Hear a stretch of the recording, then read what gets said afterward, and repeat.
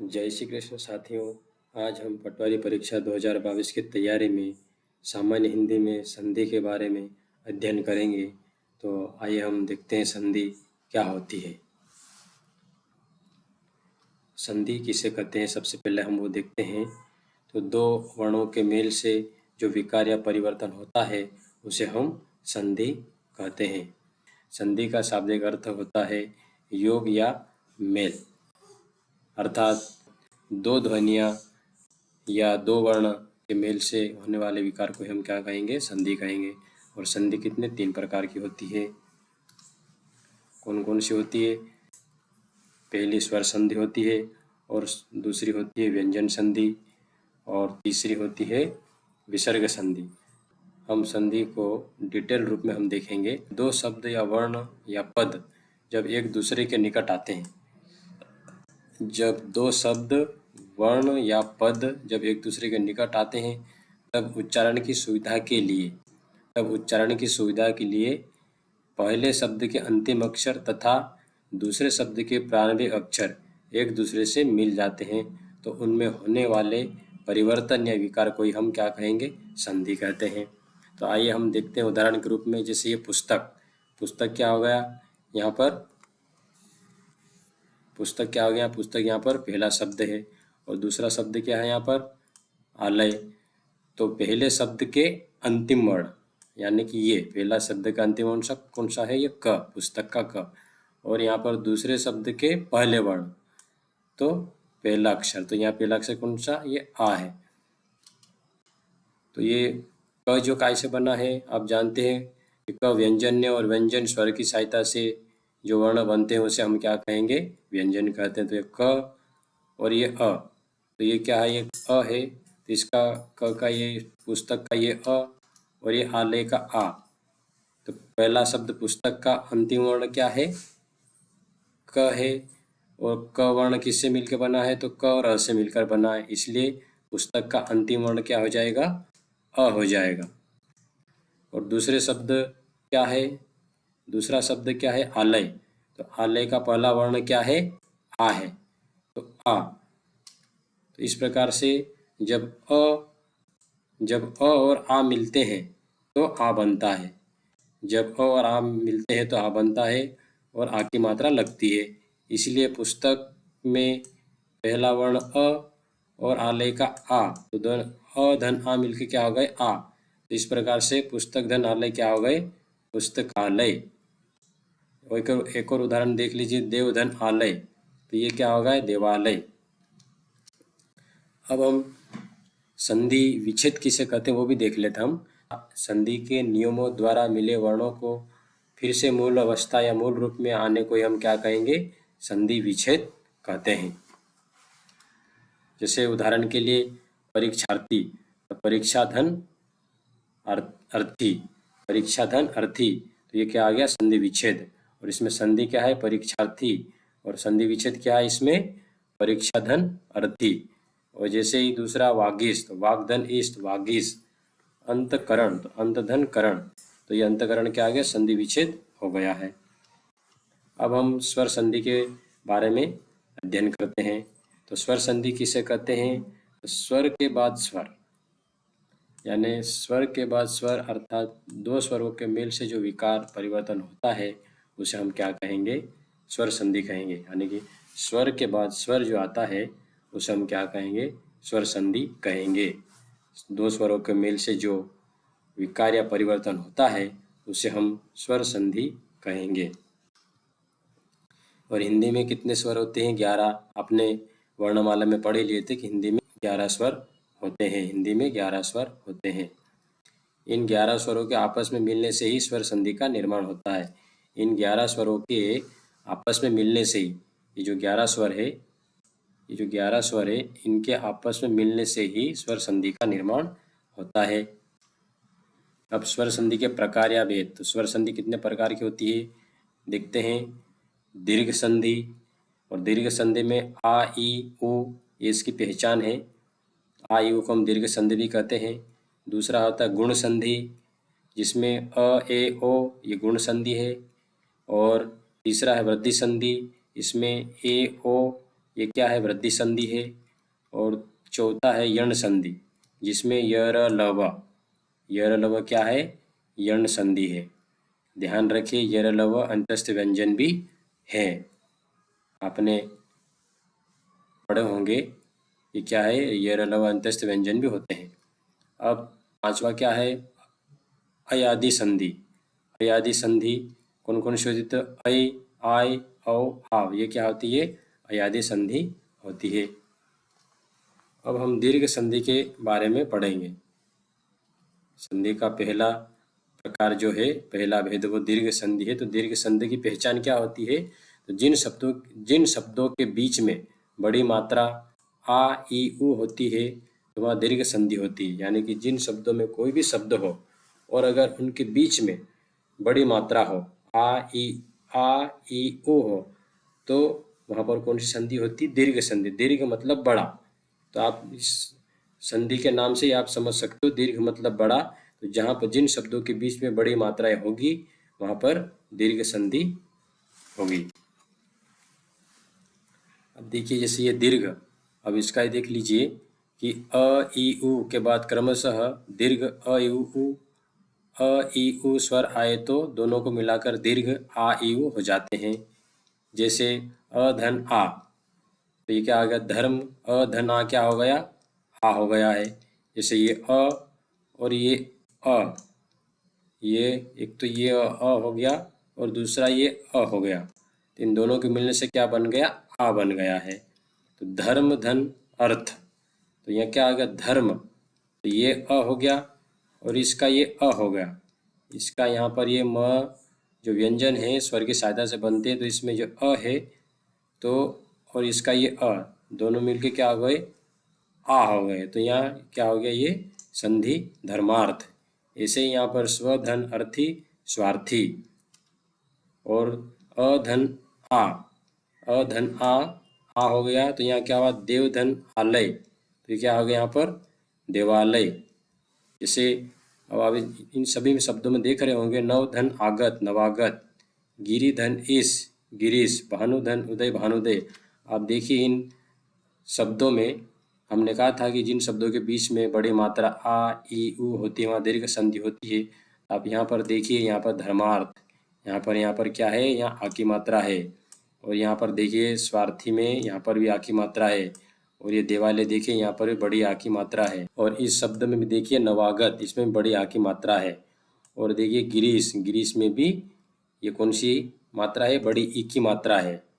और ये भानुदय, भानुदय में बड़े उ की मात्रा है। इस प्रकार से आप शब्दों में जिन शब्दों के बीच में बड़ी मात्रा आ, ई, उ होती है वहाँ दीर्घ संधि होती है, ये इसकी पहचान है। अब हम आगे देखते हैं इनके उदाहरण। कुछ उदाहरण देख लेते हैं, जैसे अधन आ, देवधन अर्चन, देवार्चन, इसमें भी जैसे ये बड़ी मात्रा हो गई है देवार्चन में। वीरधन अंगना, वीरांगना, यहाँ पे भी ये आ की मात्रा बड़ी हो गई है। यहाँ पर देखिए आ धन अ भी आ होता है, तो ये परीक्षा धन अर्थी, तो यहाँ पर क्या परीक्षार्थी हुआ, तो यहाँ पर भी ये आ की मात्रा हो गई है, शब्दों के बीच में आ की मात्रा। फिर जैसे यहाँ पर देखिए महाधन आत्मा, तो यहाँ पर ये महात्मा, यहाँ की मात्रा आ गई। जैसे विद्यालय, तो यहाँ पर भी विद्यालय में आ की मात्रा हो गई। फिर जैसे बड़ी ई की मात्रा, कवि, ई धन ई बराबर बड़ी ई बनता है, तो कवि धन इंद्र, ये कवि, ये कवि हो गया है, छोटी ई हो गया। ये कवि कौन सा है, छोटी ई हो गया। और ये एक इंद्र, ये भी छोटी ई हो गया। ये अब ये दोनों मिलके क्या बना देते हैं, बड़ी ई। तो कवि धन इंद्र, तो ये क्या हो गया, कविंद्र। यहाँ पर बड़ी मात्रा लग गई है ये। अब जैसे हमने इसकी पहचान देखी थी कि जिन शब्दों के बीच में बड़ी मात्रा होती है आ, ई, उ, वो कौन से दीर्घ संधि होती है। तो यहाँ पर ये बड़ी की मात्रा है। जैसे रविंद्र में भी ये बड़ी की मात्रा है। इस तरह से आप शब्दों में जहाँ पर बड़ी की मात्रा हो, आ, ई, उ, तो उनको आप दीर्घ संधि कह सकते हैं। यहाँ पर देख लीजिए उदाहरण देखिए, या भानुदय, गिरीश। अब हम आगे देखेंगे गुण संधि। गुण संधि किसे कहते हैं, तो गुण संधि की पहचान क्या होती है। गुण संधि की पहचान होती है कि जिन शब्दों के बीच में ए, ओ और ऋषि अर की मात्राएं, वहाँ गुण संधि होती है। जैसे अ और आ के बाद ई, या ई आए तो दोनों के मिलने से ए होता है। जैसे अगर अ और आ के बाद में छोटी या बड़ी ए आए तो इनके मिलने से क्या होता है, ए हो जाता है, यानी कि छोटी ए की मात्रा बन जाती है। ये जो छोटी ए की मात्रा है और ये छोटे ओ की मात्रा है और ये अर ऋषि है। उसके बाद देखते हैं हम ये अ धन ई बराबर क्या हो गया, ये छोटा ए।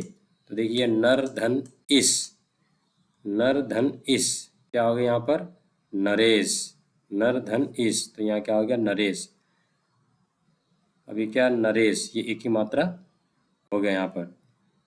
अब जैसे इसमें देखिए अ धन ई, अब यहाँ पर ये देखिए जैसे ये ई है, ये कौन सा है, बड़ा ई है। तो हमने क्या देखा था कि अ के बाद चाहे बड़ा ई आए या छोटा ई आए, वो बनेगा क्या, छोटा ए ही बनेगा गुण संधि में। तो नर धन इस, नरेश, ये इसका एग्जाम्पल हो गया। जैसे अब देखिए अ के बाद आ, और आ के बाद उ या छोटा उ या बड़ा हुआ है तो दोनों के मिलने से ओ हो जाता है। इसका भी उदाहरण देख लेते हैं हम। जैसे अ के बाद ये छोटा ओ आया है तो यहाँ पर क्या आ गया, ओ हो गया है। अब देखते वीर धन उचित, वीर यहाँ पे क्या, ये अ हो गया और ये क्या हो गया, ओ हो गया, तो ये क्या हो गया है, वीरोचित, वीरोचित हो गया है। अब इसमें आप मात्रा का भी ध्यान रखें। जैसे हमने यहाँ पर हमने बताया है कि जिन शब्दों के बीच में, जिन शब्दों के बीच में ए ओ और अर की मात्रा है वहाँ गुण संधि होती है। तो यहाँ पर देखिए विरोचित, ये कौन से छोटे ओ की मात्रा है, यहाँ पर बीच में आ गई है ओ, तो इसकी पहचान आप पहचान सकते हो कि ये क्या है। अब हम अगला देखते हैं। जैसा आप ये उदाहरण देख सकते हो, अधनी ए, नरधनी इंद्र नरेंद्र, इसमें भी ये एक ही मात्रा आ गई। नरधनीश नरेश, इसमें भी ये एक ही मात्रा आ गए। रमाधनीन्द्र रमेंद्र, इसमें भी ये एक ही मात्रा आ गए। महाधनीश महेश, यहाँ पर भी एक ही मात्रा आ गए। वीरधन उचित, यहाँ पर ओ की मात्रा आ गई।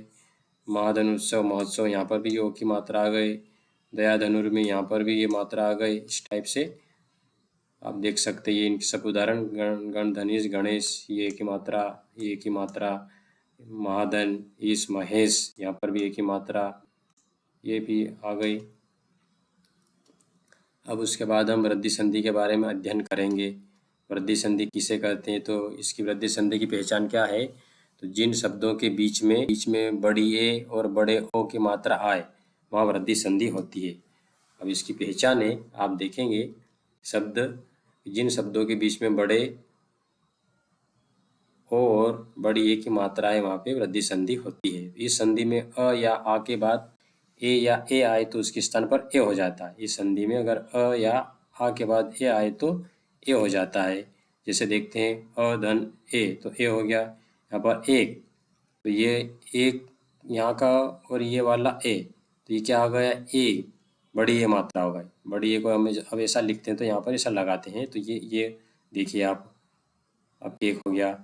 उसके बाद अ या आ के बाद ओ या औ आए तो औ हो जाता है, औरत वाला ओ। तो देखिए यहाँ पर उदाहरण, अधन ओ औ, परम धन ओजस्वी, तो परमोजस्वी, परमोजस्वी, ये देखिए यहाँ पर आगे हमने आपसे कहा था शब्दों की पहचान, जिन शब्दों के बीच में बड़ी ए और बड़े ओ की मात्रा आए वह वृद्धि संधि होती है। तो आप इसे पहचान सकते हैं। आप इनको उदाहरण हम देख सकते हैं। जैसे ये लोक धन ऐषणा, लोकेशणा, तो यहाँ पर क्या है, बड़े एक की मात्रा है। अब देखिए मत धन एक के, यहाँ पर भी बड़े एक की मात्रा है, तो यह मतिक्य हो गया। सदा धन एव, यहाँ पर भी बड़े एक की मात्रा है, तो सदैव। आधन ए मिलके ए बनते हैं ये, आधन ए, तो ए हो गया। तो महाधनेश्वर महेश्वर, महेश्वरी हो गया। फिर वन धन औषधि, यहाँ पर भी देखिए यहाँ पर बड़े ओ की मात्रा हो गई, वन औषधि। फिर यह महाधन औसत, महोसत, यहाँ पर भी देखिए बड़ी ओ की मात्रा है। ऐसे आप इन शब्दों को देखकर पहचान सकते हैं कि जिन शब्दों के बीच में बड़े ए और बड़े ओ की मात्रा होती है वहाँ पर वृद्धि संधि होती है। अब हम यण संधि के बारे में अध्ययन करेंगे। यण संधि किसे कहते हैं, तो इसकी भी हम ट्रिक है, पहचान क्या है, यण संधि की पहचान क्या होती है, जब किसी शब्दों के बीच में य र व के साथ आधा शब्द आए वहाँ यण संधि होती है। किसी भी शब्दों के बीच में अगर य र व के साथ में कोई शब्द है कि बीच में य र व के साथ आधा शब्द आए, वहाँ यण संधि होती है। तो हम देखते हैं उदाहरण, जैसे अब ये देखिए आप, यदि ई उ और इसी के बाद भिन्न स्वर आए तो ई और ई का य हो जाता है और उ का व हो जाता है और ई का अर हो जाता है। यदि ई उ और ई के बाद क्या भिन्न स्वर आए तो ई और ई का य हो जाता है और उ का व हो जाता है। अब हम देखते हैं उदाहरण के माध्यम से। देखिए यहाँ पर ई के बाद भिन्न स्वर आ गया, कौन सा? ई के बाद भिन्न स्वर कौन सा? यहाँ पर अ है, तो ये क्या हो गया? य। तो अति धन अधिक, अति यहाँ पे ई मतलब छोटी ई और ये तो ये क्या हो गया? य हो जाएगा। तो देखिए यहाँ पर अत्यधिक। अब जैसे मैंने आपको बताया था कि जिन शब्दों के बीच में य र व के साथ आधा शब्द है, तो देखिए यहाँ पर ये आधा शब्द आ गया है। जब किसी शब्दों के बीच में य र व के साथ आधा शब्द आए, वहाँ यण संधि होती है। देखिए यहाँ पर ये आधा आ गया, तो ये क्या है? अत्यधिक। अब देखिए ई धन आ भी या हुआ, इति धन आदि, तो क्या? इत्यादि, तो ये यहाँ पर भी आधा हो गया। फिर उ धन अ, उ के बाद कोई सा भी स्वर आए तो वो क्या हो जाएगा? व में परिवर्तित हो जाएगा। तो ये क्या है? सुधन अच्छ, तो ये क्या हो गया? स्वच्छ। तो यहाँ पर भी व के साथ में क्या है? आधा अक्षर आ गया है। उसके बाद अनुधन इति, अन्विति, यहाँ पर भी आधा हो गया। फिर ये पितृज्ञा, पितृधन आज्ञा, तो क्या है? पित्राज्ञा हो गया। मातृधन इच्छा, मातृच्छा। इस तरह से होती है जब। अब हम आगे बढ़ते हैं। यण संधि के उदाहरण। यण संधि के उदाहरण आप देखिए। ई धन अ य, यदि धन अपि, यद्यपि। ई धन आ, तो या। अति धन अत्याचार। अब देखिए यहाँ पर अति धन अत्याचार, तो यहाँ पर भी आधा आ गया। ऊपर धन उक्त, उपर्युक्त। फिर निधन उन, न्यून। प्रति धन एक, प्रत्येक। अति धन ऐश्वर्य, अत्यैश्वर्य। नंदी धन अर्पण, नंदार्पण। सखी धन आगमन, संख्यागमन। सखी धन उचित, संख्युचित। नदी धन उर्मी, नंदुर्मी। सखी धन एव, संख्यव। इस तरह से आप इन शब्दों को देख सकते हैं यहाँ पर लिखे सभी में। जहाँ आधा शब्द है, जिन शब्दों के बीच में य र व के साथ में आधा शब्द आए, उन्हें हम यण संधि कहेंगे। तो आप ये सभी आप इसमें देख लीजिए टेबल में, इस सभी शब्दों में आधे आए हैं, तो ये क्या कहलाएगी? यण संधि। यण संधि के य र व के साथ आधे शब्द आएंगे तो उन्हें हम क्या कहेंगे? यण संधि कहेंगे। अब हम अगला प्रकार देखते हैं, अयादि संधि। अयादि संधि किसे कहते हैं? तो इसकी भी पहचान देखिए आप। जब किसी शब्द के बीच में य व का उच्चारण निकले, वहाँ अयादि संधि होती है। यानी कि जिन किसी शब्दों के बीच में हम जब बोलते हैं या तो उस समय शब्दों के बीच में य व का उच्चारण निकले, वहाँ अयादि संधि होती है। यदि ए ओ स्वरों का मेल दूसरे स्वरों से होता है, ए का ऐ हो जाता है और ए का आय हो जाता है और ओ का औ और ओ का औ के रूप में परिवर्तित हो जाता है। तो आप ये भी देख सकते हैं कि जब आप कोई सा भी शब्द बोलते हैं, उच्चारण करते हैं, तो वहाँ पर ऐ, आय, औ, आव, इस तरह से आपको महसूस होता है कि ऐ, आय, औ हो रहा है, तो वहाँ पर कौन सी अयादि संधि होती है। जैसे उदाहरण देखते हैं, नेक धन अक, ने धन अक, नायक। ने धन अक, नायक। अब जैसे इसमें ये एक ही मात्रा है और ये दूसरे स्वर से मिल रही है, दूसरे स्वरों से मिलती है, तो ए का क्या हो जाएगा? अ हो जाएगा, ऐ। तो ये क्या हो जाए? नायक। ए का आय हो जाएगा। तो यहाँ पर ये एक ही मात्रा मिल रही, तो क्या आ जाए? आय। तो आय अक धन नायक, तो यहाँ क्या? नायक। अब जैसे हमने इसकी पहचान देखी थी, जब किसी शब्दों के बीच में य व का उच्चारण निकले, वहाँ अयादि संधि होती है। तो यहाँ पर देखिए, यहाँ पर ये नायक, तो नायक में ये क्या है? य का उच्चारण निकला, मतलब ये कौन सी संधि है। अब हम अगला उदाहरण देखते हैं। गे धन अन गायन, तो गायन में भी देखिए यहाँ पर ये य का उच्चारण निकला इस शब्द में, तो ये क्या है, अयादि संधि है। अब देखिए पवन, तो यहाँ पर क्या व, य और व पवन, जिन शब्दों के बीच में य व का उच्चारण निकले वहाँ कौन सी संधि होती है, अयादि संधि, तो ये पवन।